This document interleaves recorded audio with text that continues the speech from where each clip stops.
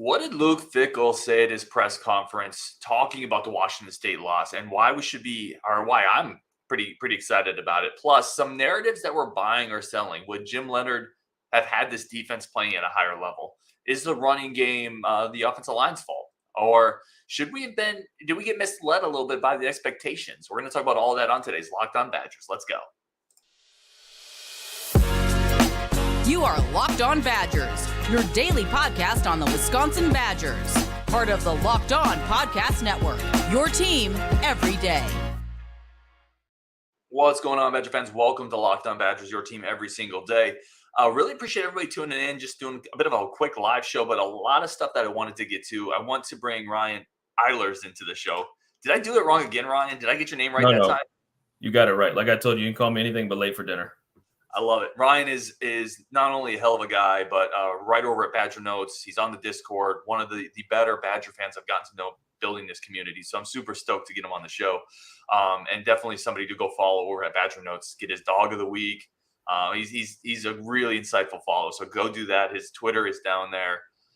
Ryan, I wanted to throw some takes at you from Luke Fickell's press conference, kind of chop it up, because this is really the first real test of his tenure here, losing to Washington State on the road as a favorite. The first one that I really liked was he was talking about Kamoi Latu. Somebody asked him, Kamoi Latu didn't play a ton, what's going on with that? And he said, by the way, these are paraphrase quotes. I'm not a transcriber, so if I'm off on a word or two, the context is 100%, I promise you. He said, we still have to kind of figure out what kind of personnel, where our personnel is going to be, offense and defense. All of our guys have to understand that it is still an evaluation period. I love that. Like the rosters, he's kind of admitting we're still figuring it out a little bit, but he's also, in my opinion, saying there's going to be accountability here. Oh yeah, 100%. At some level, every game, every practice, every minute of the day is an evaluation period. You can't just go in and prescribe like, oh, these guys are going to be the starters, good, bad, or indifferent. So just having some self-awareness to say that out loud to the media, because I'm sure the locker room is aware of those things. But to make that known to the media that like we're letting them know it's an evaluation period, I feel like that is a coach speak for he has not been playing up to par, and we're letting him know, and now we're putting him on public notice that you need to start doing a lot better. Both with scheme, with energy, with not going 100 miles an hour and missing easy things, trying to make the impact plays. Yeah, and I think it's also we've talked a lot about we've done on the Discord about transition years, right? We're going to get into that later. Is this a transition year? To some degree, I don't like that because I think this year is really important. You can't just write off this year and say there's a new coach, but I think they're also acknowledging that this is a bit of a transition year, and what you're seeing right now may not be what you're seeing in 2 or 3 weeks. Yeah, I think that's kind of the tough thing because we talk about transition years, but at the end of the day, this is college football. Like this is a year-to-year business. This is a week-to-week. What have you done for me lately? College football is not built like fantasy dynasty mode where, you just, stockpile the good players here and then just, we got them next year on their contract and we'll go to the draft and we're terrible and get better players. Like there is no such thing as transition years. And that's essentially or exponentially heightened when you have like we've discussed on the Discord, Sonny Dykes going to TCU, flipping a quarter of the roster, not as much as people think. He flipped a quarter of the roster and went to the national title game. I don't even have to mention the lunacy that's happening in Boulder with, Dion. Now, admittedly, it's 2 games.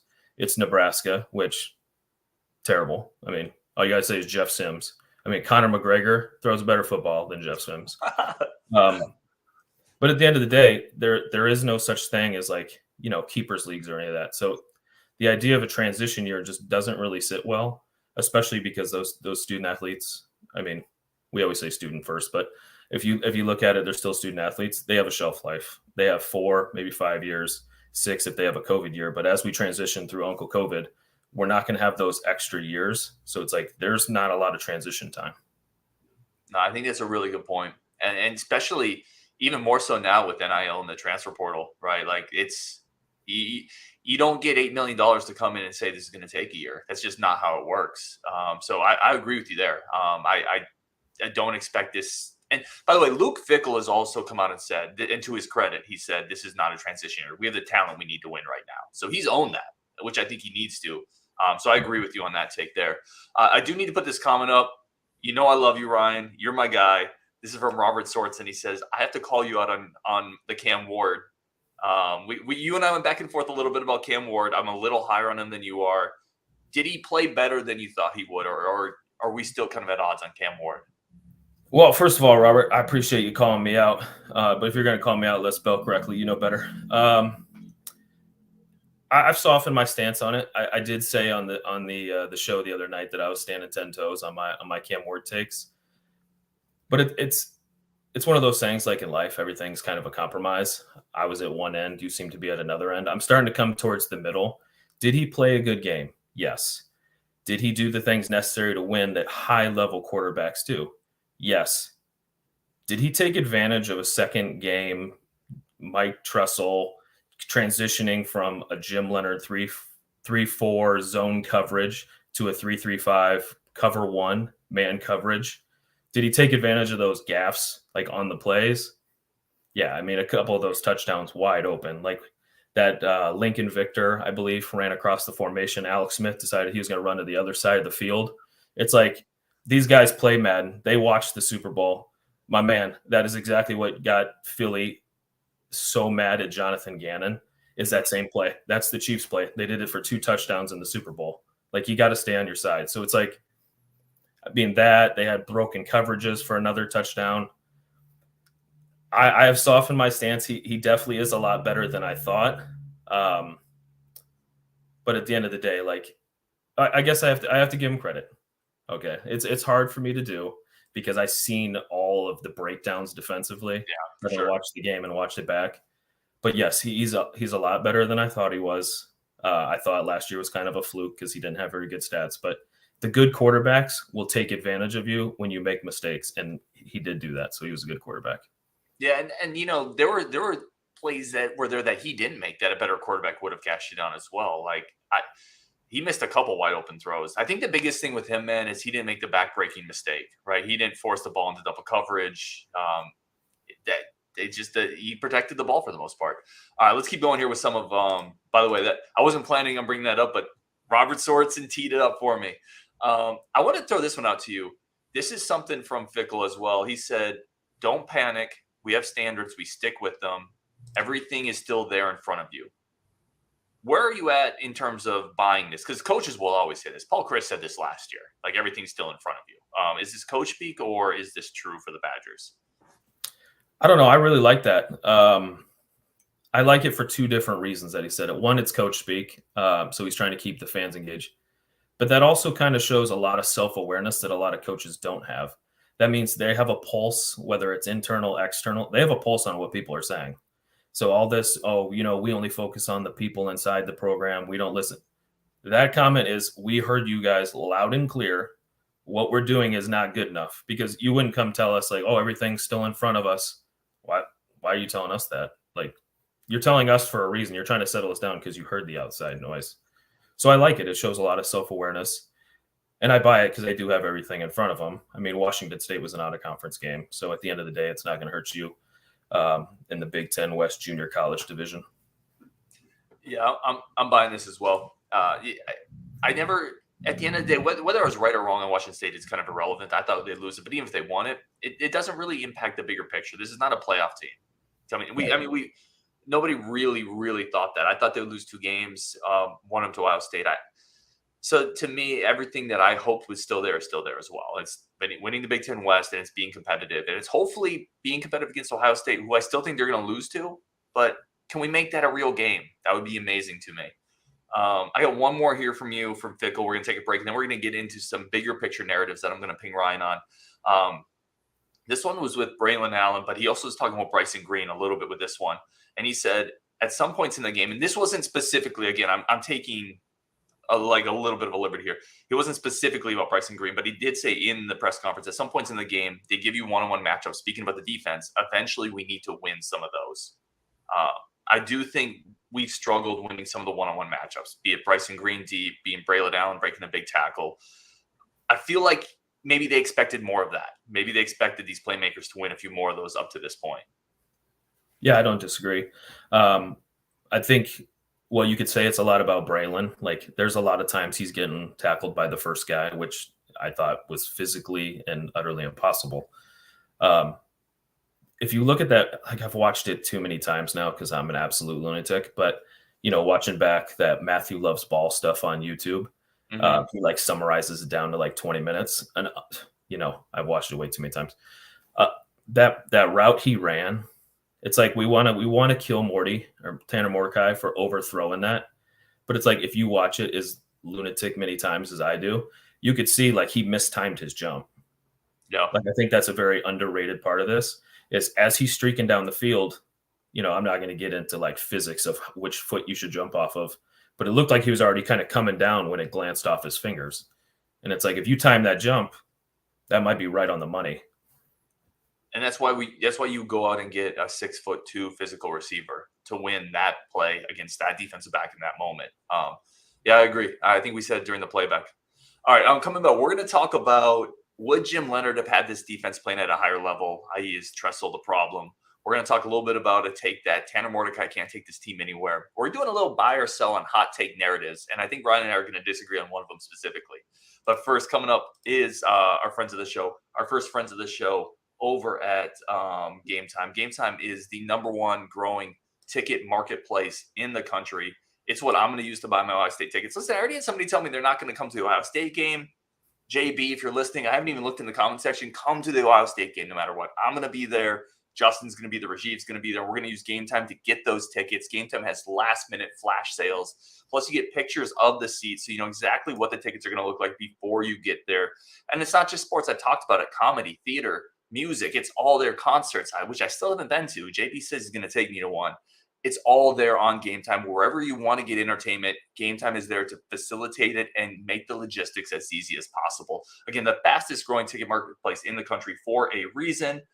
Snag the tickets without the stress with Gametime. Download the Gametime app, create an account, and use code LOCKEDONCollege for $20 off your first purchase. Terms do apply. Again, create an account, redeem code LOCKEDONCollege for $20 off. Download Gametime today. Last-minute tickets, lowest price guaranteed. Let's get Ryan back in here. Let's play a little buy or sell. Let's get to some comments too, because the live show is one of the best parts about it is the comments. Let's start here. Ryan, I'm going to kick this one over to you. We'll take turns on these. Let's do a narrative, a hot take narrative, buy or sell. And this one is from B. Pat, but there's many variations of this. And by the way, I appreciate everybody making comments on the show. I love the different perspectives. That's what makes this community valuable and amazing. B. Pat says, Jimmy was in charge of the defense last year. If Jimmy was here, everything would be rainbows on our defense. I think he's actually saying that take is not a very good take because we're seeing it in many places. I want to throw that take to you, Ryan. If Jim Leonard was here, would the defense be better? Yeah, I mean, just on that take, it seems like it's a double negative. So I'm going to kind of take that take. And if the idea is that if Jimmy was here, it would be rainbows, I disagree.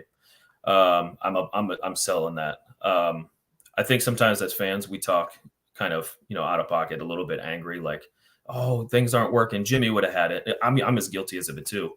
But as you've kind of lamented on the show many times, like our front seven is just not it. Like if Jim was here, would we give up so many back end broken plays? Probably not. But those Cam Ward, 5 to 7 yard plays, we would just get routed down the field because we wouldn't get any pressure. They'd be wide open, and then we'd be playing chase and catch. I think we would have limited some of the explosive plays both for Buffalo and for Washington State, but I think the results would still been the same. Yeah, I think the communication on the back end would be better, right? Which you kind of alluded to. That's obviously something I think continuity with Leonard would have made sense. JB in the Discord brought this up, and so I can't take credit for it. I think this is an interesting question. Latu has played much worse. Well, what was Jimmy? He was a safety, he was a DB coach, and then a defensive coordinator. It's a 2-game sample size, so I don't want to make too much of it, Ryan, but it's possible that losing Leonard has had a bigger impact on a guy like Latu than we've thought about. I think that's an interesting point. But overall, you don't have the horses in the front seven. I think Todd Thompson played really well last game. The linebackers, I thought, had a better game. But to your point, if you don't have pass rushers, it doesn't matter if you have Tressel, Leonard, a 3-3-5, a 4-2-5. It doesn't matter. You need pass rushers to be disruptive. And I just don't think those horses are on the field. So I don't really know how much of a difference Jim Leonard makes. Again, I think it's a little cleaner on the back seven, which matters. But you're still not going to be a great defense because you lost Herbig and Benton, and you didn't replace them with Herbig and Benton level talents. Yeah, but there's also one big thing that you're missing too. Like, yes, Leonard was a safety. Yes, the communication. But we can't downplay, and this is probably not a name people were expecting, but we can't downplay the hole that the jewelry thief left. Like, John Torchio played center field. How many times did a lot of it is like when we're looking at Torchio either running someone down or playing center field and picking them off. Would we have noticed Latu come up and miss a tackle if Torchio was right behind him to make a tackle? Or how many times, even in the Purdue game last year, like we took some bad angles on things and he cut underneath and, had a pick six, then almost 2 pick sixes in a row. It's like, you miss those, they're running 60 yards. So I think that John Torchio leaving as non-flashy of a name, sure, Benton and Herbig are getting plenty of run up front, but Torchio cleaned up a lot in the back end, and I think it's very underrated production he had back there and just kind of keeping everything in front of him. That's a great point, man. He really was one of the more underrated Badger defenders we've had. Didn't he have 5 picks last year?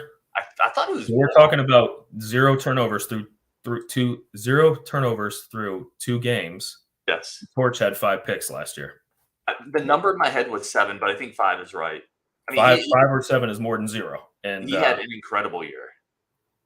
I'm actually looking up right. Someone in the chat will let me know, but yeah, that's a great point.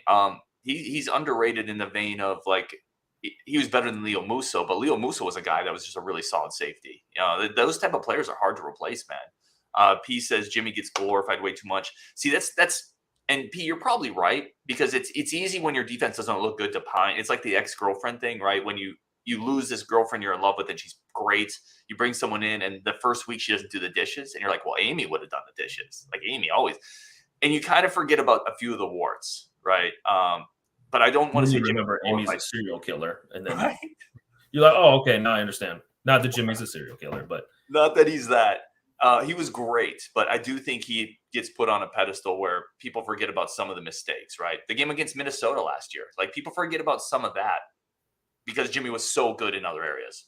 Let me throw another fan narrative. I shouldn't say fan narrative, another narrative that's floating in the community. You buy or sell this one. The Big Ten West has become an absolute embarrassment year after year. That's from a commenter called Florida. You buy or sell in the Big Ten West as an absolute embarrassment. As my wife would tell you, I'm always big on how things are laid out and how things are presented. So if I had to nitpick, I would say, have we become an absolute embarrassment as in like all of the programs? No. Have we become an absolute embarrassment like representing the Big Ten West when you have the Big Ten East doing what they do? I would buy that part. So on its face, I would buy it. And I would say that the absolute embarrassment, like, because we still win games. We're still tough outs. We're still good programs, very physical, good defenses, atrocious quarterback play for the most part.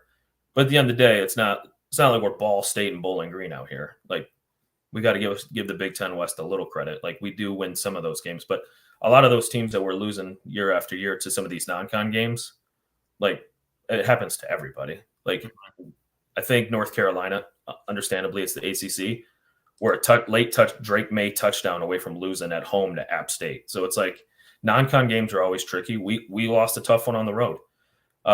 It doesn't help when you have Penn State just absolutely boat racing teams 66-7. And then we have Illinois having to make field goals at the end to beat Toledo. So I get it. To the non-traditional Big Ten West junkies like us, it probably is embarrassing. But I would buy it. But I don't, that's one of those like buys, like you buy it, you get it home and you realize you need batteries and you didn't really want it anyway, but you can't find the receipt. I'm very reluctant on buying it, but I think I'm going to a little bit. I think I got to buy it, man. I definitely hear where you're coming from. The problem I have with the Big Ten West is it's a matter of expectations to some degree, right? You're right. We're not Ball State, but those schools aren't expected to do anything. You look at who are the 3 marquee programs in the Big Ten West, right? Right now it's Nebraska, Wisconsin, Iowa. Iowa has a clause in their contract for their offensive coordinator to score a certain number of points or he's going to get fired by his dad. Wisconsin just fired their coach mid-year last year and lost to Washington State in the middle of a soft rebuild. Nebraska, do we even need to, and those are your three kind of marquee programs. And then you have Northwestern. Look at what's happened at Northwestern. You have Illinois, who, like it's hard to find a bright spot right now in the Big Ten West. So is the bright spot PJ Fleck? Listen, if PJ Fleck is the lighthouse you're attaching your ships just drop me. We're not doing that. Okay, but this is my point. Just drop me off the call. Okay, PJ Fleck is no bright spot. We're on the Discord enough. You know how I feel about PJ. Right. There's not enough oil that this guy can't sell. He's not the bright spot. The boat is sinking. He has to drum up attention. All true. They're 2-0. My skin crawl. Yep, all true, but they're 2-0. So I would buy this, and that's a long way. Beat Nebraska with Jeff Sims. Yeah, my 10-year-old throws better passes. It's terrible. They've had the same quarterback for 20 years. We've talked about it. All right, we're gonna take a quick break. Come back. More with Ryan. This is awesome. I'm so stoked to get him on the show. One more quick break for friends of the show, and a quick thank you to say everybody tuning in. Really, really do appreciate it. As always, you guys are incredible. Today's show is brought to you by our good friends over at FanDuel. FanDuel is America's #1 sports book. It is the place we go to do all of our bets, futures, parlays. Everything is on FanDuel, and the NFL season just kicked off. So FanDuel this is a great opportunity to get started. Obviously, college football is going on, NFL is going on. My Niners just cleaned up. Brock Purdy is the real deal. I know Ryan is a Cardinals fan. I apologize in advance for what's going to happen to you this year, but perhaps put some money on the 49ers and Brock Purdy to make your pain a little less severe on FanDuel. I'm also a Braves fan. Playoffs are coming up. I'm a Suns fan. I can't wait. I already have a futures bet in on the Suns winning the NBA Finals. I did last year as well, but I feel better about it this year. FanDuel is your place to do all of that. Plus, once again, fast, easy, secure app. Get the money right away. FanDuel is the best place to go for all of this. Visit FanDuel.com/lockedon. Kick off the NFL season with an offer you don't want to miss. That offer is $5 bet, get $200 in bonus bets guaranteed. Plus, all customers who bet $5 will get $100 off NFL Sunday Ticket from YouTube and YouTube TV. So watch the games cheaper, plus get bonus bets. Visit FanDuel.com/lockedon. And kick off the NFL season with an offer you're not going to want to miss. FanDuel, the official partner of the NFL. All right, let's get Ryan back in here. Let's continue talking. Let's get some comments. Ryan, I do want to go, first of all, give you an opportunity. Where can people find what you're doing in your work? Sure. I'm over at Badger Notes doing a little bit of writing. We have a new series we just released called Dog of the Week. It's not necessarily focused on who was, filling the stat sheet, more or less. It's who rose to the occasion when the boys needed it. So last week was Jase Medical. We just dropped one today at 2:30, so go ahead and check out and see who it is. I don't want to bury the lead, but I talked to this person in the off season, and his nickname of Vaco Bombs, he was a big fan of that. So a subtle little plug of who that might be. Only the lunatics and Discordians would know that one. But go check that out. Otherwise, you can follow me on Twitter. I'm usually on there, just trying to upset Minnesota. All Big Ten West programs, just doing my part to troll them the best I can. I love it, man. This is from Todd Romance. Dude, you look a lot like Ryan Day. How often do you get that? Well, if Ryan Day gains 700 pounds, then I would look like him, but I do appreciate that. That's awesome. Appreciate that, Todd Romance. I want to ask you this one. This was another kind of narrative. Are we guilty of, is the program guilty? Misleading is the wrong word, but should we be frustrated about the hype around the program, the talk about the billboards, and then seeing the product on the field? Do we have a case to be frustrated by that? Oh, man, I feel like that question was built for me. I personally have been a little bit frustrated. I think it's because, like I said, I can't put the disclaimer out there enough that I'm an absolute lunatic for this stuff. Like any kind of syllable written about the Badgers, I want to read it and digest it and process it. So part of it's on us for like literally drinking all of this out of the fire hose, because any coach that comes in, if you're not bringing any juice, I mean, what are you doing? You can't just come in there and I love Coach Dad, but you can't come in there and just appreciate everybody to death. You know what I mean? Like you got to come in there and, bring the juice, bring the energy. The part that frustrates me the most, and like I said, I'm just literally picking nits because I love Fick. I love Coach Dad too, but it was a necessary change. I love Coach Fick, so I'm not going to be too hard on him. But the one thing I would nitpick is just when you see these clip after clip after clip after clip, like, whoa, toughness is something is a skill.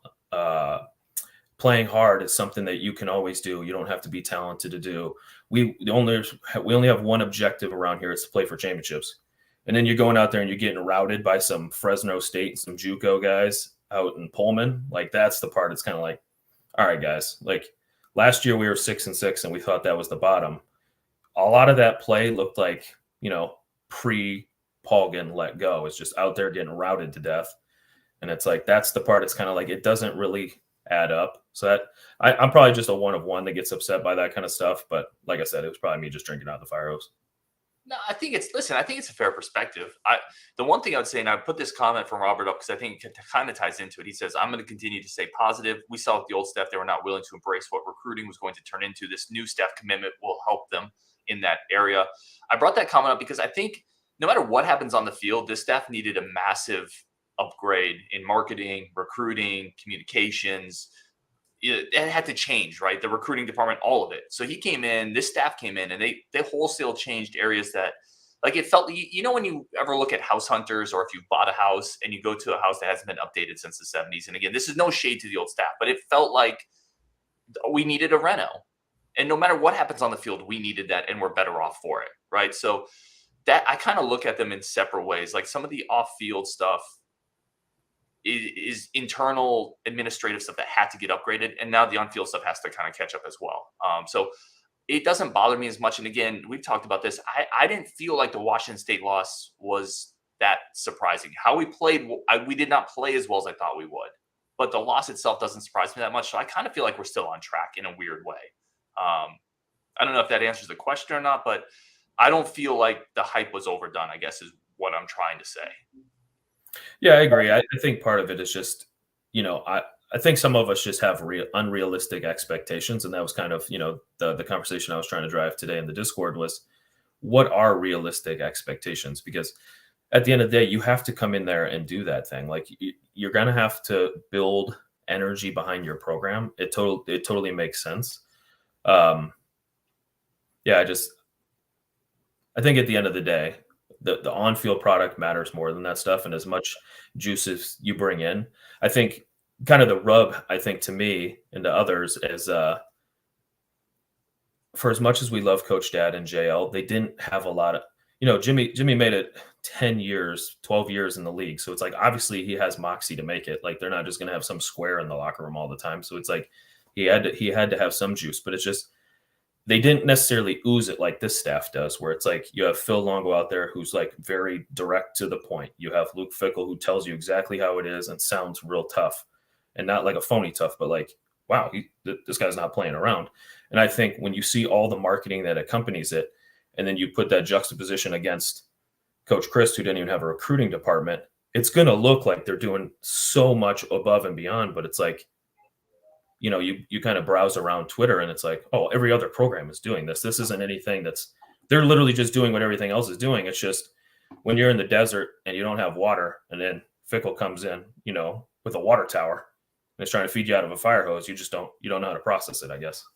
Right. No, it's a good analogy, especially for a guy living in the desert or having been in Arizona. Wait, you're not in Arizona anymore, right? No, I'm in the great city of Middleton here. That's okay. Yep. This one here, let's do some rapid fire here. This is from Tyler Strieber. Any thought of the Badgers maybe using Wooler as a pass rusher? Do you think that's something they could turn to generate some pass rush? My issue is you only have one Hunter Wooler, right? And you need him everywhere. But maybe a little more disruptive plays at the line of scrimmage, get your playmaker more involved. Yeah, I would say sparingly. Just because until you get that back end figured out and those coverage busts figured out, he's your eraser. So if you bring him off the edge and you don't get home and you get the back end, whether it's Zachman or Latu or Blaylock, who's been coming off like multiple injuries and still trying to get his sea legs under him, like you're moving that eraser off the back end. So I like the idea of it, and I've thought about it too. And Tyler, we're on the same wavelength with that. I'd love to see him come off the edge a little bit. My only thing is, what if they block that up, or what if their offensive coordinator actually calls a chip to help the left tackle if he's coming that direction?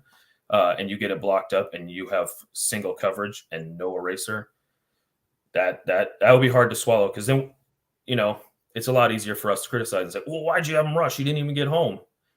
So I think you're kind of danged if you do, danged if you don't. But I think they should do it sparingly, like kind of bring him because they haven't shown it a lot. And he feels like the type of guy with the physicality and the instincts that would make the most of limited opportunities there. But to your point, how comfortable are you with Latu as your deep center fielder if he needs to come up and make a one-on-one tackle? Or Blaylock. Blaylock hasn't played that really well either. Maybe Zachman's the answer there. I don't know. It's an interesting one. Three Stones Pit Crew says, I was with you all week, Ryan. I knew this game would not end well. With everything in front of us, what needs to improve the most, Ryan? We talking run game, pass game, or defense? Yes. You got to pick one. All three. Yes. What worries you the most? How about that? What worries me the most? Definitely the defense. Run game, I mean, we can go on like a whole nother show, just talk about Braelon and how indecisive he looks. It reminds me of, early 2022 when like he just wouldn't pick a hole and go. Now, is that his fault? Is that the line's fault? I mean, that's to be determined. But the defense just makes me very nervous. Anytime you're in those transition years, you don't have the bodies to run what you want to run. And I think that's kind of where I need to see improvement and get afraid is you're kind of trying to put square pegs in round holes. So it's like maybe our guys aren't the best in that cover one that Brian always says on the show. Like you need guys outside the numbers to run your cover one. And it's like, I don't know if we have that. So continuing to do that over and over and over again and getting burned, I think sometimes you're going to have to go back into like a cover two shell. Buffalo did it against us and we couldn't hit any long passes. So it's like if Buffalo can figure it out, we need to be able to figure it out too. Do you think, let me ping you on that because I've had a theory in my head. I talked to, maybe it was Just, I forget who I talked to about this on the show, but I feel like Buffalo didn't take that away. I feel like we couldn't hit it. Like, do you think Buffalo dropping two safeties should be able to take away Phil Longo? And first of all, let's be clear, they didn't do that every single play, but right. Should Buffalo be able to take away the deep passing game of a good Big Ten program? Take it away? No. I think it's kind of a combination of the two, right? Like they did it at times that were, obvious passing downs when we would get behind the sticks. But having watched that one back like a lunatic a few times, you'll see that I don't know who their defensive coordinator is, but they run a lot of that Lovie Smith Tampa 2 because like you saw Dolak, our All-American buddy there, like all 5'9" of them, like drifting back in the Tampa 2 and running the tracks. It's like you're not going to get anything underneath, so you're going to have to hit it deep and outside. And I just don't think Phil Longo wanted to show that kind of stuff. So I think it's a little bit of both. Yeah, and probably not certainly not needed in that game. Here's another question I had from somebody. I didn't actually copy this one down, but at the end of the Buffalo game, there was an opportunity to get Braden Locke some reps. The game was essentially over. There was like 3.5 minutes left, up by 21 at that point. I think I'm trying to remember the exact game script. I was a little surprised Locke wasn't in there. There was no chance Buffalo was coming back. I know that game was tight for a while, and sometimes when games are tight for a while, coaches are reticent to kind of allow back up there. I felt like a missed opportunity to me in the moment. Was that something that stuck out to you, or did it feel like that should have been Mordecai all the way? Yeah, I was going Mordecai all the way. If we didn't have Mordecai if we had a more than just a 1-year rental, 100% get locked those reps. But it kind of seems like we're doing this high wire act because it is a transition year. It's like you got to have all your horses playing all the time because we don't know what the depth is behind them. Sure, you want to build that depth by letting Braden lock.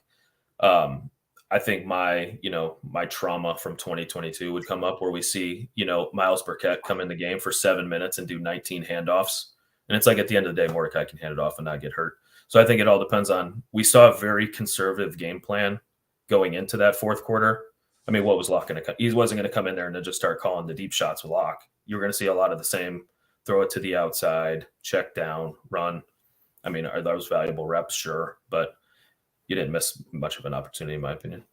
No, that's fair. I do think there's more value even in just being out there in front of people, right? Even just taking the snap and handing it off for a young player. I think there's valuable experience there, but you're right. We weren't asking him to play 2 quarters and engineer a couple drives. Like there's definitely a difference there. This leads into the last question I think we're going to be able to get into already at 34 minutes. Man, I could go all day with Ryan. Another buy or sell fan narrative. This quarterback will take this team nowhere. We've already talked about the defense. So Lee Feller, also not a huge fan of the defense or the scheme. And Lee, thank you for the comment, by the way. All these comments, none of these comments are put up I love all the perspectives. Buy or sell quarterback Tanner Mordecai can't take this team anywhere. Again, back like earlier, it all depends on the semantics of writing it. A quarterback will not take this team. I'll buy that because one person's not going to do it. You need your left tackle to block.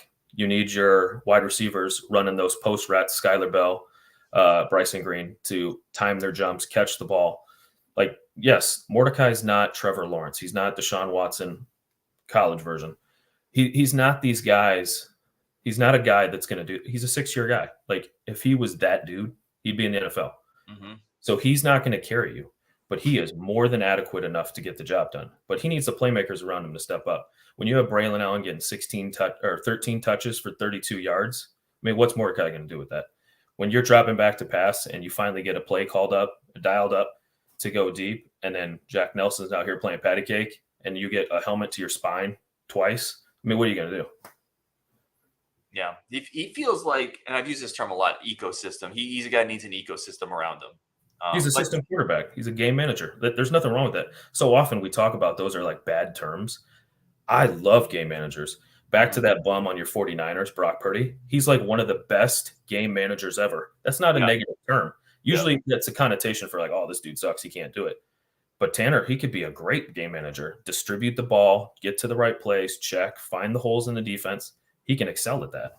Yeah, and the thing is, there's a difference too, and this is a basketball thing too. People get frustrated with the term, he could be an elite role player. Elite role players are really important winning guys. The NBA spends first-round picks on elite role players. Like a really good – I think Mordecai can be a really good game manager, like you said. Like there's game managers, and then there's really good game managers. You can win a ton of games with a really good game manager, but to your point, your left tackle has to make blocks. Braelon has to average 4+ yards per carry, for Pete's sake. You know, you have to break a tackle. But to Lee's point, this quarterback can't take this team anywhere. I think Mordecai can with the pieces playing to the level that we expect them to. I expect Jack Nelson to play a lot better. And if that's the case and you make some plays at receiver, I think Mordecai can engineer a 10-win season with the talent here. I think, and that's an incredible first year for Fickell. Yeah, I mean, he's going to have to flip it fast. Like that switch better go. Yeah, I can totally see him being a high-end game manager. You got to have all the parts working. And I think I kind of harken back to Wohler was saying, I want to say it was on Badger Extra, to give him proper credit. They were the one I think I saw on YouTube. They had a video with them saying, there's no excuses. Like we've been doing this. We've been running these plays since January. So I think a lot of it is like Coach Bicknell getting the boys ready up front. It's like, you shouldn't be getting gashed straight up the middle. Like for guys that are like literally 20, 25% lighter than you, smaller than you, like these are just line breakdowns. These are coverage breakdowns.